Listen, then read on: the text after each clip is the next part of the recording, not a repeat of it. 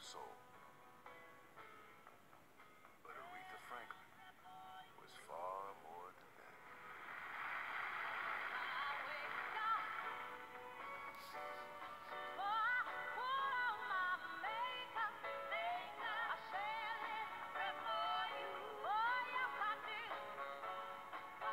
Singer, civil rights icon, inspiration to millions. The dozens of million-selling records and countless awards were nothing compared to her stature as a woman of mesmerizing musical grandeur and vocal eloquence. She soared above all others and made it look seemingly effortless. Aretha Franklin's death at the age of 76 leaves the world an emptier place. But she leaves behind a legacy that will always command respect.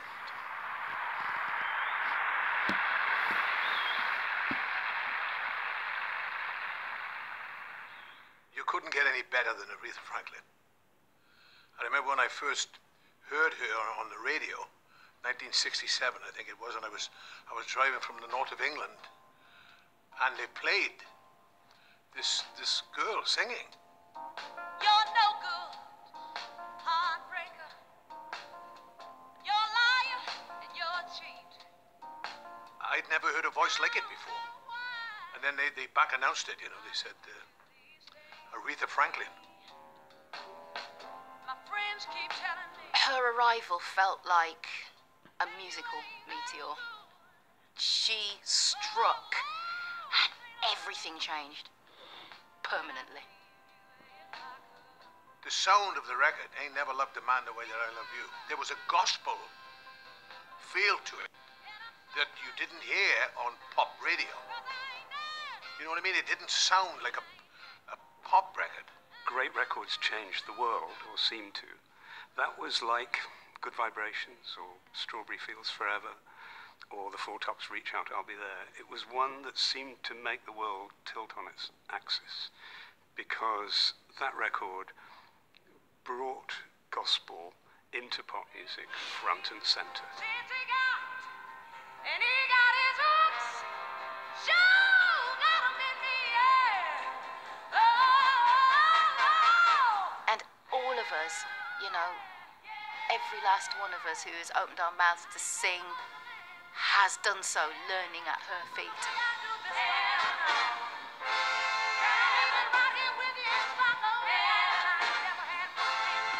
I'd never heard a person on record sound like Aretha Franklin. A lot of people come from the church, you know, and then they get into pop music, but then they change slightly, or there's flavors of it, you know, with singers. You can hear where they've come from. But she brought the church with her. She didn't compromise. She sang, I think every song she ever sang was like she could have sang that in church.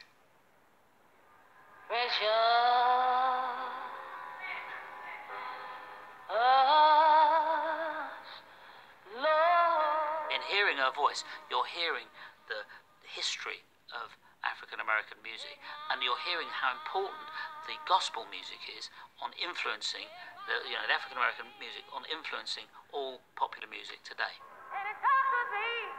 Aretha wasn't just any church singer. Her father was the Reverend C.L. Franklin, one of the most prominent Baptist preachers in America, and a key figure in the civil rights movement. The cloud will be lifted. Yes, it will.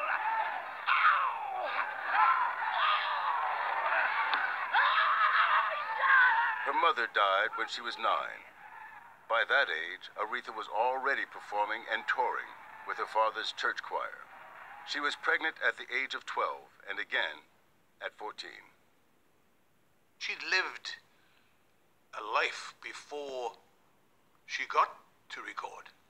You know, I mean, she had a child when she was very young, well, 2, you know, when she was a teenager. And I think she learned about life quickly. So that showed in the way she sang.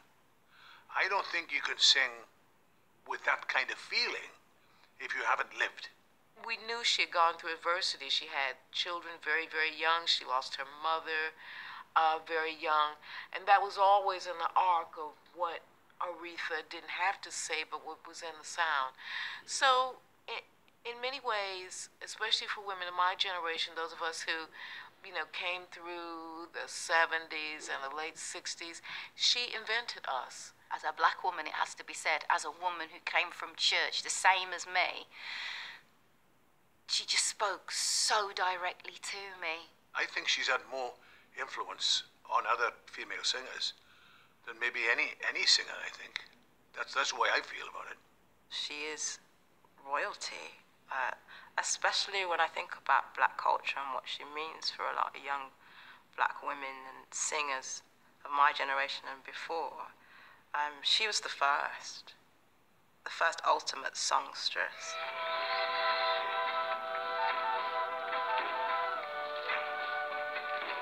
The teenage mother with the golden voice was signed to a major label in 1960 at the age of 18. But 6 years at Columbia Records failed to give her a single top 20 hit.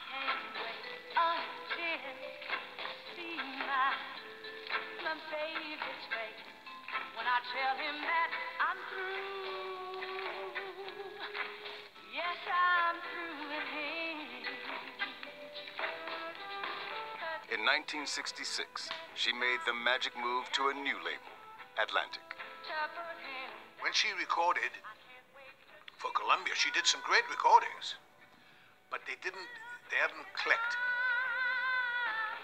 because she was so versatile that she sang a lot of different things. She did things on Columbia there was jazz there, and there was all kinds of influences that she had taken on board. But when she got with Atlantic, she went back to church. No other singer did this to me. You just heard her sing, and it was like church, even if she was doing a pop song. It was just like, I own you.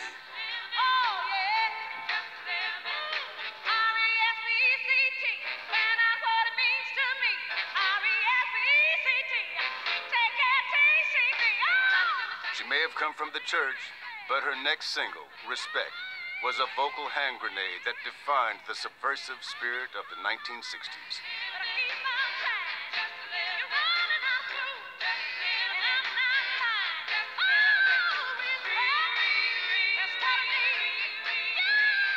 Respect was the one that made it clear that she was talking about more than just relationships or even just about God. She was talking about the world and about the way society was evolving.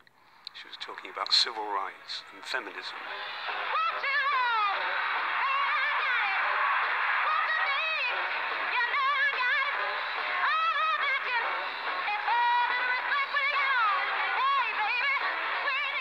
She made her statements through the music.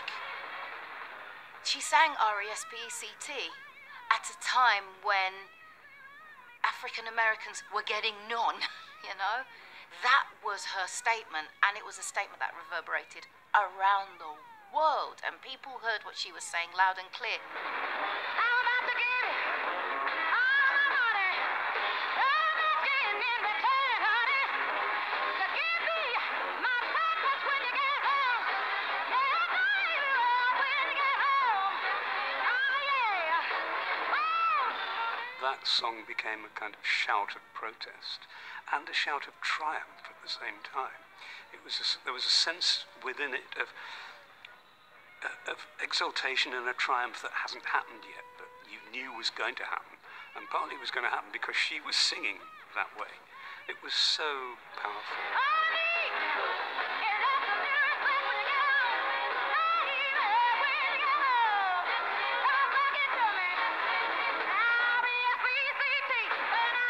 I feel she didn't have to kind of stand on a soapbox and, pontificate, because doing was through the power of that voice in song. And what a voice, and what a performer, you know, not dance moves and things like that. Just, she sang with her very fibre of her being. Everything sang with her. And that was statement enough, I think. And whereas Detroit is proud of its native daughter, and whereas she's everybody's soul sister, therefore I, Jerome P. Kavanaugh, Mayor of the City of Detroit, do hereby proclaim Friday, February the 16th as Aretha Franklin Day. Respect made Aretha the most globally recognized female face of the civil rights movement. But what was perhaps most remarkable about the woman behind this giant voice was her shy, quiet, and subdued demeanor off the stage. Black women, especially of Aretha's generation, and mine to a lesser extent, but certainly of hers, you're taught to be quiet because your life was unprotected. It was unprotected at home. It was unprotected outside. You were unprotected in the society in general. So there is a kind of quietness. She does enough for me just with her voice. And I know a lot of her fans may think, what do you mean? She's not, how do you know she wasn't a good, I don't know what she was like. Because she never allowed us in, really, did she? With Aretha, I mean, it surprised me how quiet she was, singing the way she sang. But I think she put it all in there. She realized that for her to communicate, I think, because I know the feeling, you know, in order to communicate, sing, if you can. You told me to leave your home. My father said, come on home. My doctor said, take it easy. Oh, my children is what to do. I'm ready to your change, change, change. Change, change, change. Change, change, change. Change of blue.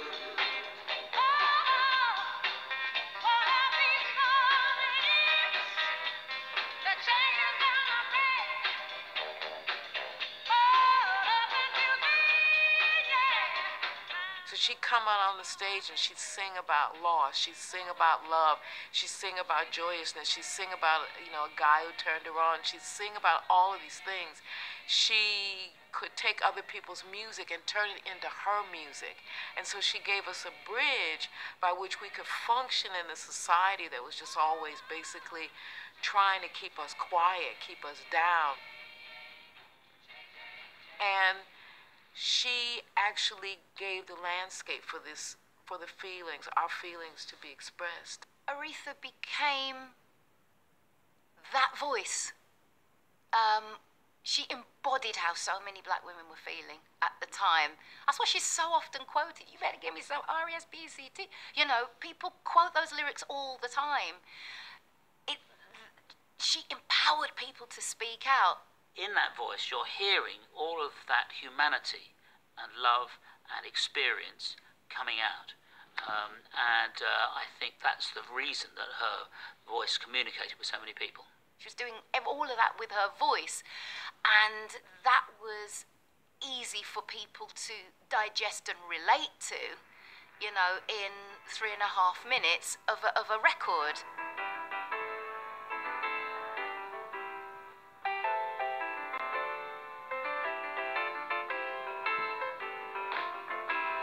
Don't play that song for me, 'cause it brings back memories of days that I once knew, of those days that I spent with you. Oh no, don't let it play. She's telling this guy. She's not pleading with him and saying, you know, oh, you never loved him. No, when she sang it, she's telling him, you better get this, because I know what I'm talking about. So, but she was like the dominant person. She wasn't asking, she was telling. And I think that's a big difference. She was telling.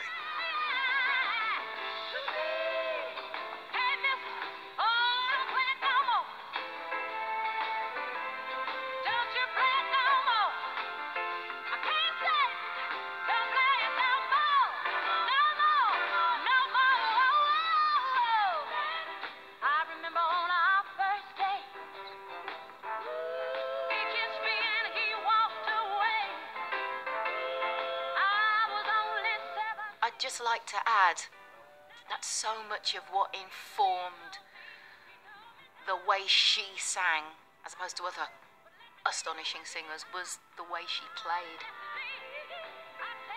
Her touch was so rhythmical and melodic and, you know, free-flowing.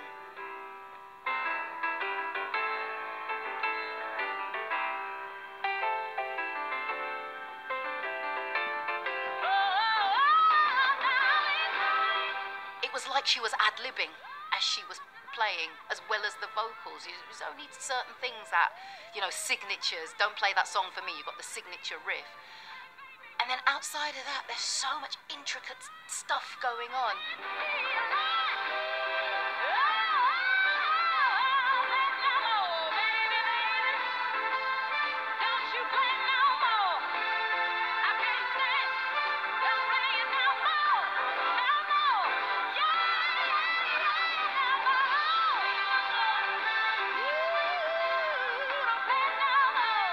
She used the piano both as a writing tool. She wrote this very beautiful song called Without the One That You Love, which I'd recommend people look up. And you can hear it's like kind of...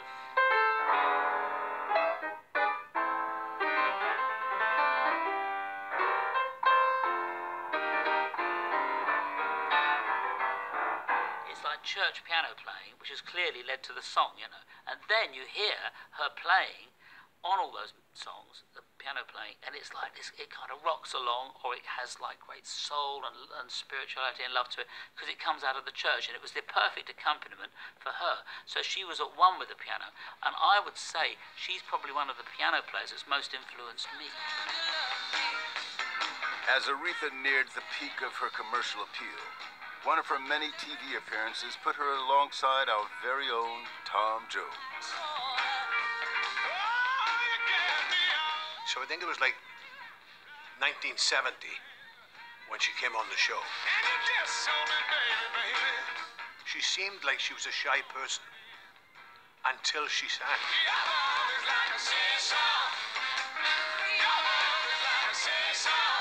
It was like, my God, this sound that's coming from this woman is unbelievable for somebody so quiet before she starts to sing.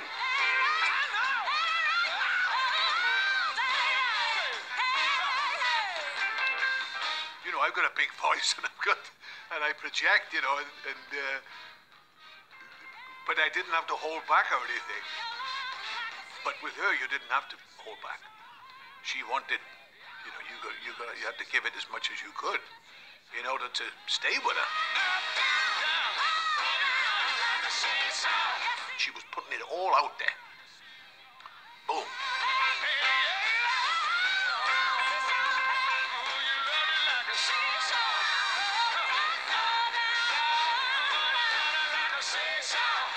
She was a joy to work with.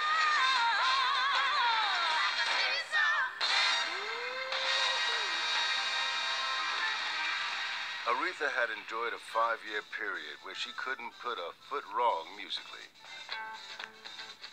But in the 1970s, Aretha's career would take a commercial nosedive. Rock steady, baby, that's what I feel now. Let's go song exactly what it is. Step through your feet, feeling from side to side. Sit yourself down in the car and take a ride while you're moving. Rock steady, baby. Don't call the song exactly what it is. Right after Rock Steady in 1971, the hits became few and far between.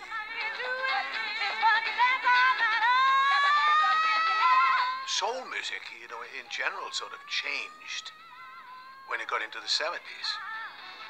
Those records in the 60s were raw, you know, you could hear everything, and it was right in your face. But then in the 70s, it became more mechanical, you know, recording-wise. Sounds changed. She did some of the records. She had some success with later sounds, but they didn't sound as good vocally as before. She was still sounding great, but the sound of the records, no.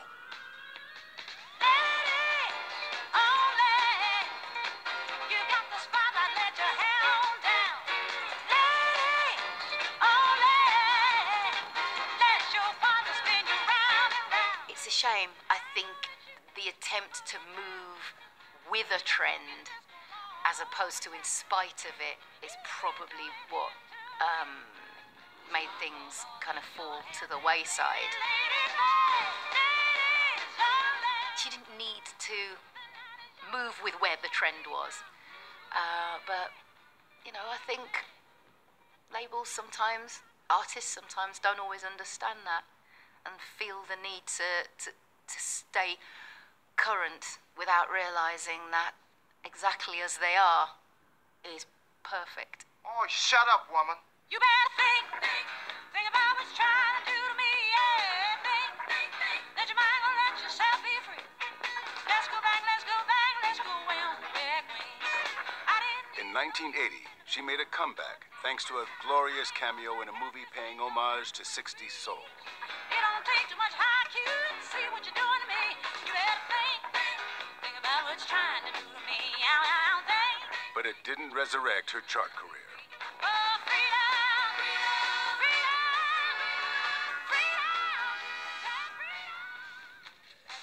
Chart salvation was awaiting Aretha from an unlikely source, Britain. In the 80s, a new generation of pop stars, inspired by Aretha, invited her to duet with them. And they put her back on top. It began with the Eurythmics in 1985.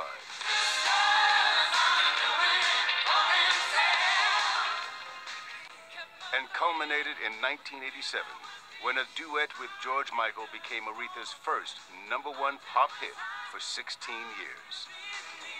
It was the last she would ever have in her lifetime.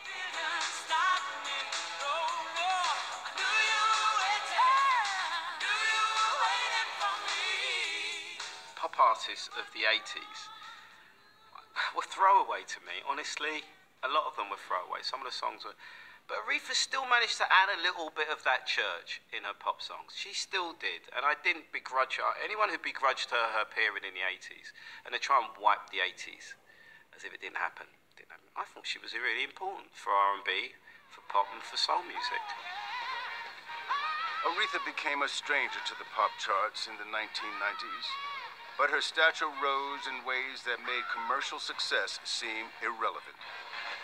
Once again, she was the queen of soul. President Obama's inauguration was obviously being streamed around the world, and it was already the biggest moment, you know, politically that I had witnessed, and we just watched the whole thing, and then the great lady opened her mouth.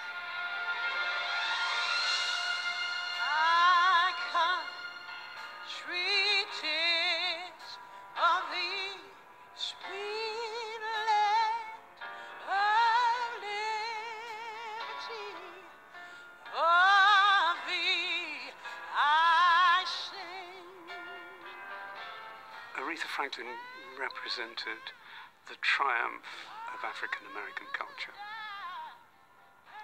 All the things that those hundreds of thousands of slaves went through, and what happened to them, and what happened to their descendants, and what they made of it, and the astonishing gift that they presented to the world as a result of it, which changed the lives of many of us.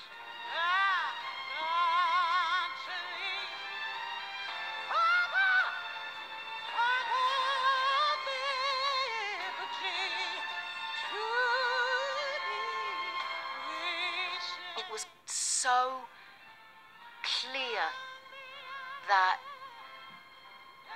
being there to sing for such a wonderful point in world history meant everything to her, and it all just came out in the voice. Oh, I got quite choked up there.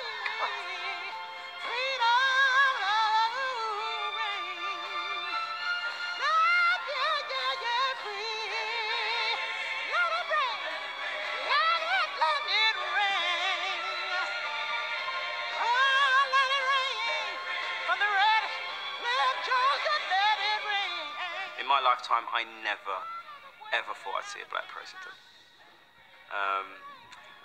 I did think I'd see Aretha Franklin there, though.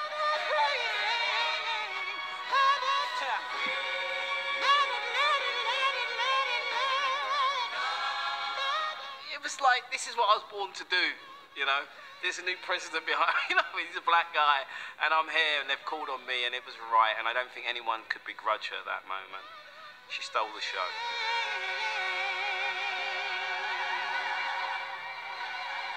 In 2015, she produced one last defining moment. Some of her later performances, the last one that was trending around the world, you know, #Aretha, was her at the Kennedy Center in the presence of the Obamas and Carole King. It's just extraordinary.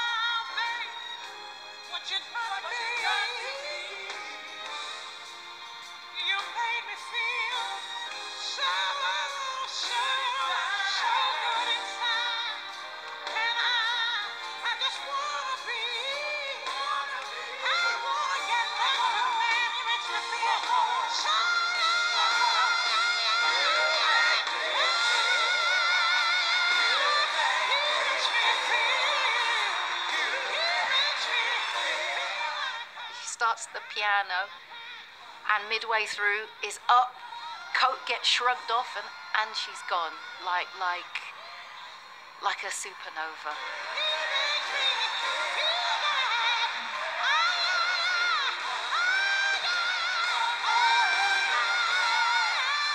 Even when I start to think about this performance, my eyes well up.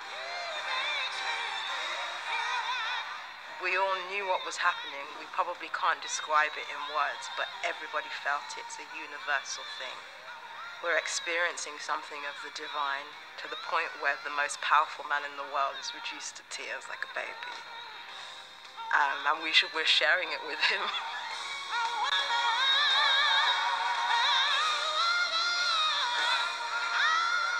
And that is the Aretha that will stand through the ages. Like Shakespeare, you know, like other great artists, Van Gogh, Aretha will be exactly that. Immortality is hers. She may be gone now, but Aretha's legacy will never leave us. There'll be no other Aretha Franklin. She's the essence of soul. If you like anybody with a soulful voice, you will acknowledge she is the best, the greatest, the greatest, the greatest. Here lies the greatest singer that ever lived.